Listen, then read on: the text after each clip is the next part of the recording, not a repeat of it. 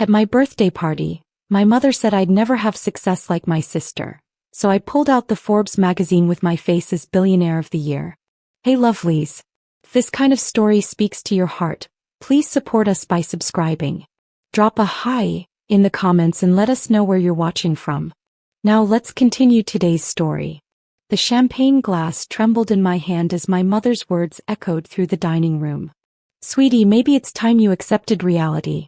You'll never have the success your sister has. 32 years. That's how long I'd been swallowing these poison-tipped comments, wearing them like invisible scars across my soul.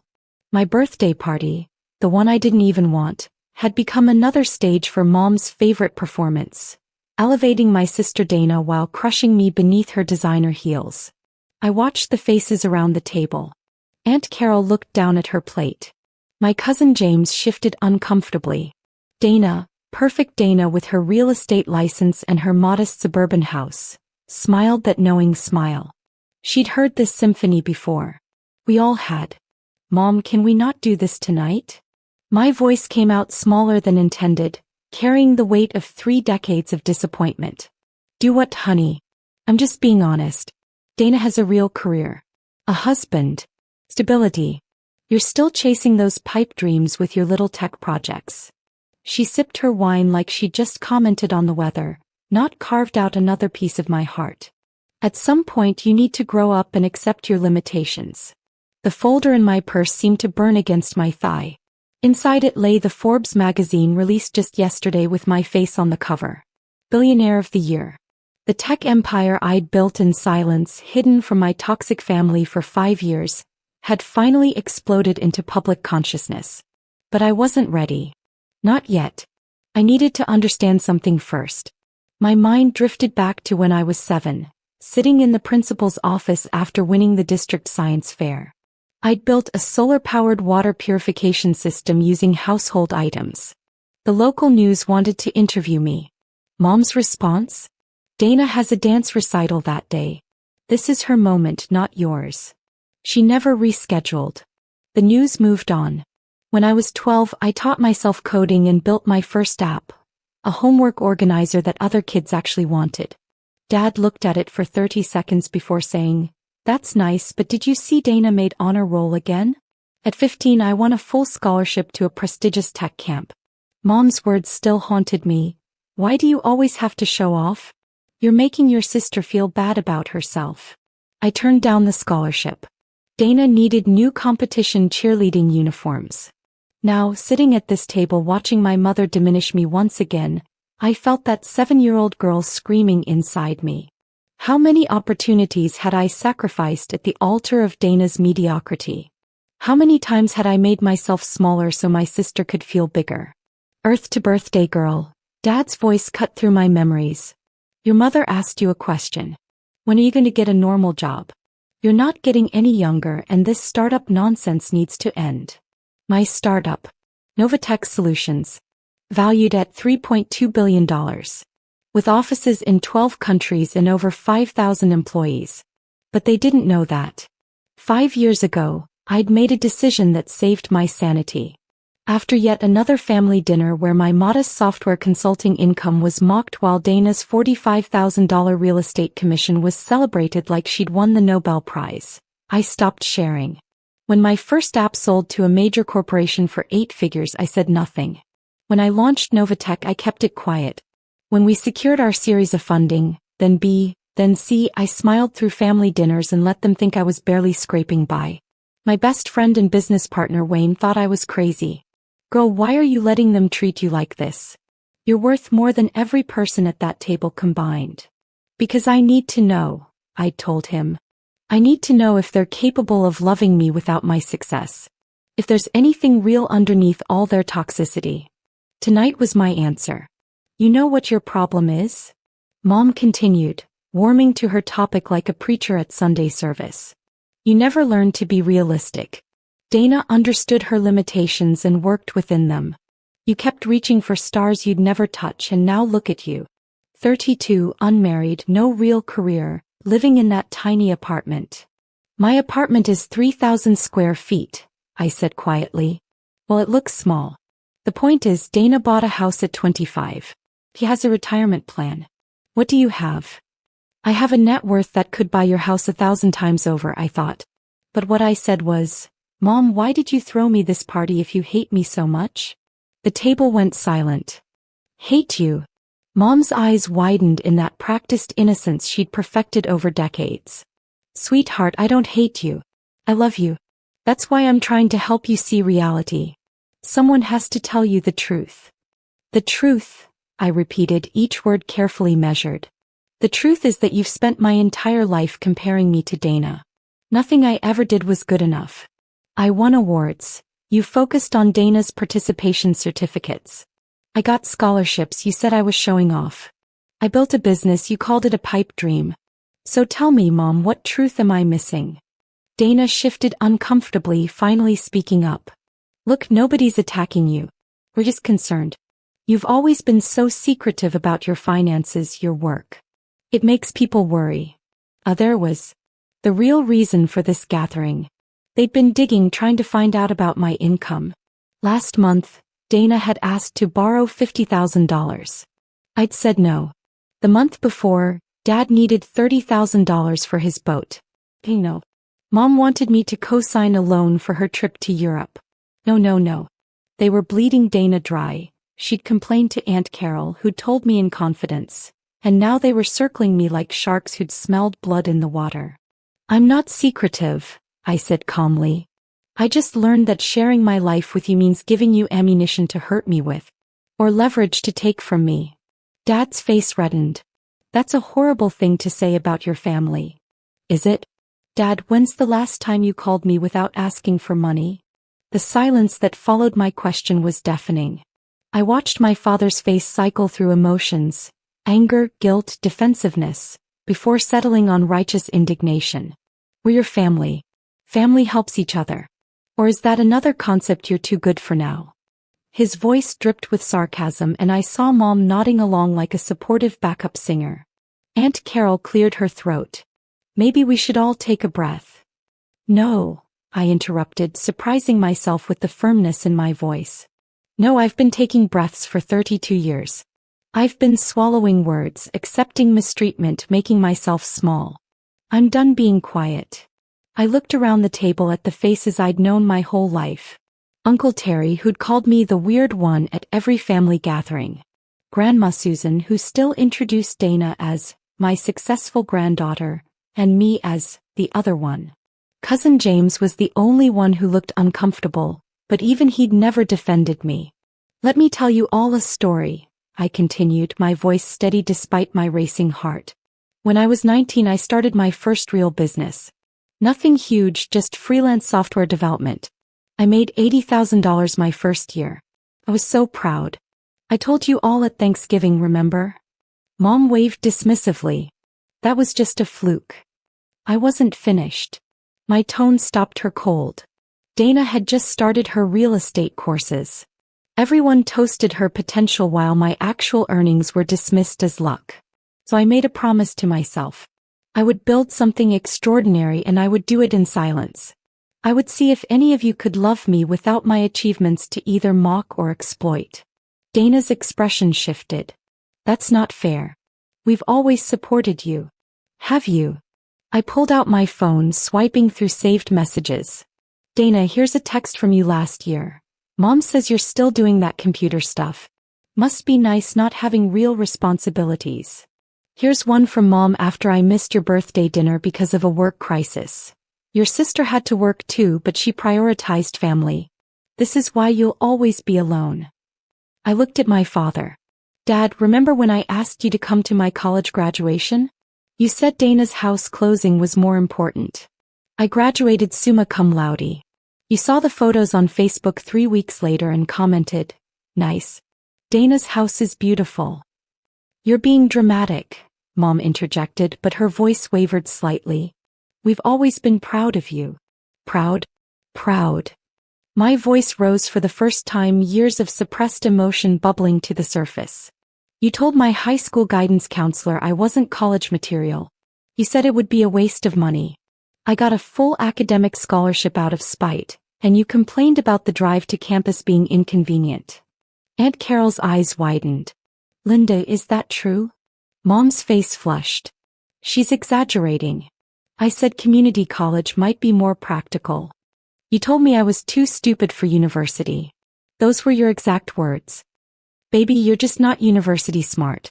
Dana got the brains. You got other qualities. I felt tears pricking my eyes but refused to let them fall. I've spent my entire life wondering what those other qualities were. You never specified. Uncle Terry spoke up. Look, every family has its dynamics. You're making this into something it's not. Uncle Terry, you called me the charity case at your Christmas party. I heard you tell your golf buddies that I was the family disappointment. His face went pale. I stood up from the table, my chair scraping against the hardwood floor. The sound seemed to echo in the tense silence. I want to tell you all what I've been doing for the past 5 years. The little tech projects Mom loves to mock. The pipe dreams Dad wants me to abandon. I pulled the folder from my purse, my hands steady now. Inside was the Forbes magazine, but I wasn't ready to reveal it yet. First, they needed context. They needed to understand the magnitude of what they'd dismissed. I founded a company called Novatech Solutions. We develop AI-powered software for healthcare systems. Our technology has helped reduce medical errors by 40% in hospitals that use our platform. We've saved an estimated 12,000 lives in 3 years. Dana scoffed. Okay, so you have a little company. That doesn't mean. We employ 5,372 people across 12 countries. Last year, our revenue was $947 million. This year, we're projected to break $1.2 billion. The table went silent. Mom's wine glass paused halfway to her lips. I've been personally featured in TechCrunch, Wired, and Bloomberg. 3 weeks ago, I gave a keynote address at the Global Technology Summit. The vice president attended. Yesterday, I paused, letting the moment breathe. Yesterday, Forbes named me Billionaire of the Year. I pulled out the magazine and placed it on the table. My face stared up at us all, professional and confident, with the headline, "The Hidden Genius: How She Built a Billion-Dollar Empire in Secret." Nobody moved. Nobody spoke. The only sound was the ticking of the antique clock on the mantel, the one Mom had bought with money she'd borrowed from Dana and never repaid. Mom's hand trembled as she reached for the magazine, pulling it closer like she was handling evidence of a crime she couldn't quite believe. Her lips moved as she read the headline, then the subheading, "At 32, Tech Innovator Builds Healthcare AI Empire While Family Remained Completely Unaware of Her Success." This is you? Her voice was barely a whisper. His mom.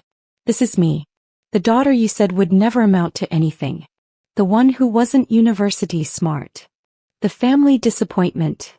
Dad grabbed the magazine from Mom's hands, his eyes scanning the article frantically. I watched his face change as he read. Disbelief, shock, calculation. That last expression told me everything I needed to know about what would come next. Why didn't you tell us? Dana's voice cracked slightly. We're your family. We should have known. I laughed, a bitter sound that surprised even me. Should you? Really? Dana, you asked to borrow $50,000 last month.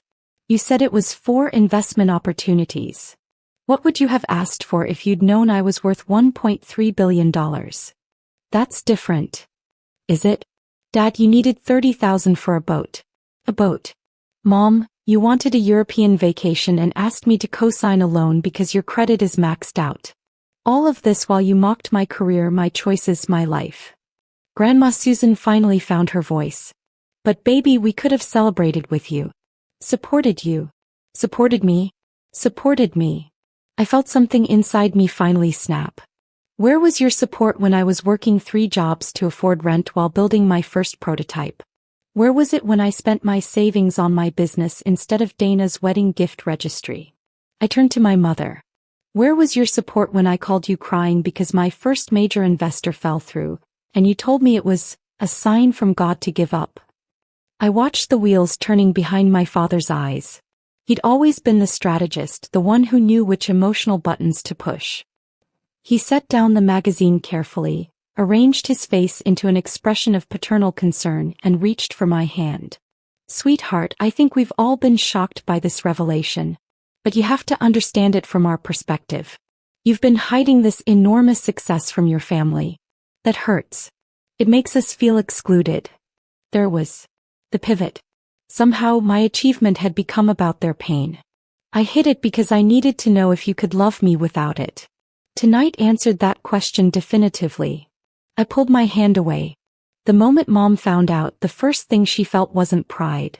It was resentment that Dana wasn't the successful one. The first thing you felt, Dad, was how to position yourself to benefit from my money. That's not true, Mom protested, but her eyes betrayed her. They kept drifting to the magazine, to my face on that cover, calculating what could have been hers. Dana stood abruptly. I can't believe you're making yourself the victim here. We're your family. We've always been there for you. Have you, though? I pulled out my phone again. Dana, I have 47 text messages from you over the past 3 years. 39 of them ask for money or favors. 6 are birthday or holiday obligations. Just 2 asked how I was doing. And both of those preceded requests for loans within the next message. Her face went red. I was going through a hard time financially. We all go through hard times. I went through them too. The difference is, when I needed help, you all told me to figure it out. To be more like you. Aunt Carol, who'd been quiet throughout most of this exchange, finally spoke up. Her voice was soft but carried weight. I think what your mother is trying to say, honey, is that family should share in success. What's yours is meant to be shared with the people who raised you. Raised me? I turned to face her fully. Aunt Carol, you're probably the kindest one here, so let me tell you a story about being raised in this family. I pulled up a photo on my phone. A picture of 9-year-old me at the science fair, holding a trophy bigger than my torso. This was the regional science fair. I competed against kids from 15 schools. I won first place. My project was selected for the national competition. Do you know what happened next? Silence. Mom and Dad said we couldn't afford the trip to nationals. But that same month, Dana got a $1,500 dress for her Sweet 16 party. When I pointed out that nationals would cost less than her dress, Mom said, "Some things are more important than your little hobbies." I swiped to another photo. This is me at 16. See that bruise on my arm? That's from when I fainted at school. I'd been skipping lunch for 3 weeks to save my lunch money for a coding textbook. The school called home. Mom told them I was being dramatic for attention. Aunt Carol's hand flew to her mouth. This, I pulled up another image, is the acceptance letter to MIT. Full scholarship plus living stipend. I was 17. Mom hid it in her drawer. I found it 2 months after the acceptance deadline had passed. When I confronted her, she said she'd been protecting me from disappointment because MIT was too hard for someone like me. Mom stood up shakily. That's not. I don't remember it that way. You're twisting things. I'm twisting things? My voice remained eerily calm. Let me tell you what really happened in this family, I continued, my voice gaining strength with each word. You didn't just neglect me. You actively sabotaged me because my success threatened your narrative about Dana being the golden child. I turned to Dana, who'd gone pale. I don't blame you, sis. Not really. You were a kid too, caught in Mom and Dad's toxic game. They pitted us against each other from day one. Every achievement of mine became a threat to their perfect story about you. Wayne had warned me this moment would break me, but instead I felt lighter with each truth I released into the air. When I started Novatech, I took a loan from a private investor. I lived in a studio apartment the size of this dining room for 2 years. I ate ramen and worked 18-hour days. I almost gave up a dozen times. I looked at each face around the table. Not once did any of you check on me. Not once did you ask if I needed help, support, or even just someone to talk to.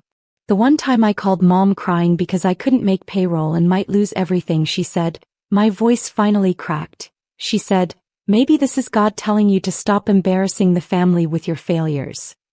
A tear rolled down my cheek. I didn't wipe it away. That was 3 years ago. The week before we got our Series B funding. $200 million. I was about to become wildly successful, and I called my mother sobbing, and she told me I was an embarrassment. Uncle Terry shifted uncomfortably. Look, families say things in the heat of the moment. This wasn't a moment. This was 32 years of systematic emotional abuse disguised as tough love. I pulled out another document from my folder. This is a letter from my therapist. I started seeing her 5 years ago when I realized I couldn't remember a single time anyone in this family said they were proud of me. The letter trembled in my hands as I read aloud. Patient exhibits signs of complex PTSD stemming from childhood emotional neglect and ongoing familial psychological abuse. Patient reports persistent feelings of inadequacy despite objective evidence of exceptional achievement. Recommendation: establish firm boundaries with family members and potentially limit contact to protect mental health. I set the letter down. I've been in therapy twice a week for 5 years. I've spent hundreds of hours unpacking why I felt worthless despite building an empire. Why I still heard Mom's voice telling me I'd never be enough. Why I had panic attacks before family dinners. The Forbes magazine sat on the table between us like a grenade with its pin pulled.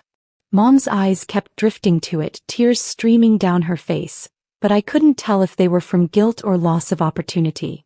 So here's what's going to happen, I said, my voice steady despite my shaking hands. I'm going to finish my birthday cake, which I bought for myself because none of you remembered to get one. Then I'm going to leave. And none of you are going to contact me unless you can genuinely apologize. Not for being caught, but for 32 years of treating me like I was less than. Dad found his voice finally. You can't just cut off your family. After everything we've done for you. Done for me? Done for me. Something inside me shattered. You want to talk about what you've done for me? Let's talk about what you did to me. You crushed every dream. Mocked every achievement. Made me believe I was stupid, worthless, destined for failure. You want credit for that. I grabbed my purse, the Forbes magazine, my coat. I don't owe you anything. Not my success, not my money, not my time. You had 32 years to love me unconditionally. Instead, you loved me conditionally, on the condition that I remained smaller than Dana, less successful, easier to control. I stood at the door, looking back at the table one final time. The faces of my family, people who should have been my biggest cheerleaders, my safe place, my foundation, stared back at me with varying degrees of shock, anger, and calculation. Not one of them had said they were proud of me. Not even now, faced with undeniable proof of my success. They were hurt I hadn't told them. Angry I'd excluded them. Calculating how they might still benefit. But proud. Never proud. I want you all to know something, I said quietly, my hand on the doorknob. I still love you. That's the tragedy of this. Despite everything, despite the neglect and the cruelty and the comparison, I still love you. I waited 32 years hoping you'd love me back the same way. That maybe one day you'd see me, really see me, and decide I was worth celebrating. My voice broke. Tonight was supposed to answer that question. And it did. I opened the door, cold air rushing in, and took one step into the night before turning back. Dana, I hope you find your own path outside of Mom and Dad's shadow. Aunt Carol, thank you for at least trying to see both sides. The rest of you, I paused, committing their faces to memory one last time. I hope someday you understand what you lost tonight. I walked to my car, a modest sedan I deliberately kept despite being able to afford any vehicle I wanted, and sat in the driver's seat for a long moment. Through the window I could see them gathering around the magazine, probably reading the full article now, learning about the daughter they never knew because they never asked. My phone buzzed. Wayne, how did it go? Me, exactly as we predicted. They don't love me. They love what I could give them. Wayne, I'm sorry. Me, don't be. I'm finally free. I drove away from my childhood home for the last time, tears streaming down my face. Not tears of regret but of grief. Grief for the family I deserved but never had. Grief for the little girl who tried so hard to be seen. Grief for 32 years of seeking approval from people incapable of giving it. The Forbes magazine sat on my passenger seat, my face smiling up from the cover. Billionaire of the Year. I'd achieved everything I set out to accomplish. I'd built an empire, changed an industry, saved lives. But I couldn't buy the one thing I wanted most. A family who loved me for me. As I pulled onto the highway, my phone rang. Mom's name flashed on the screen. Then Dad's. Then Dana's. I let them all go to voicemail. Whatever they had to say now, apologies, excuses, or more likely appeals for money, didn't matter anymore. I'd spent my whole life being someone's disappointment. Tonight, I chose to be my own success story. Even if it meant being successful alone. 3 months later, I'd learned that Mom told everyone I'd gone crazy with money and cut off my family out of spite. Dana sold her story to a local tabloid about her billionaire sister who abandoned her family. Dad started a GoFundMe claiming I'd left them destitute. I didn't respond to any of it. I couldn't make them understand that you can't abandon people who never showed up for you in the first place. I just kept building my empire, changing the world, and learning to love myself the way they never did. Sometimes the most powerful thing you can do is walk away from people who never valued you, even if they're family. Especially if they're family. I never spoke to them again. If this story resonated with you, please hit that subscribe button and share your own experiences in the comments below. Have you ever had to choose between family and your own well-being? Let me know your story. And remember, your worth isn't determined by people who refuse to see it. Hit the notification bell so you never miss our next emotionally powerful story.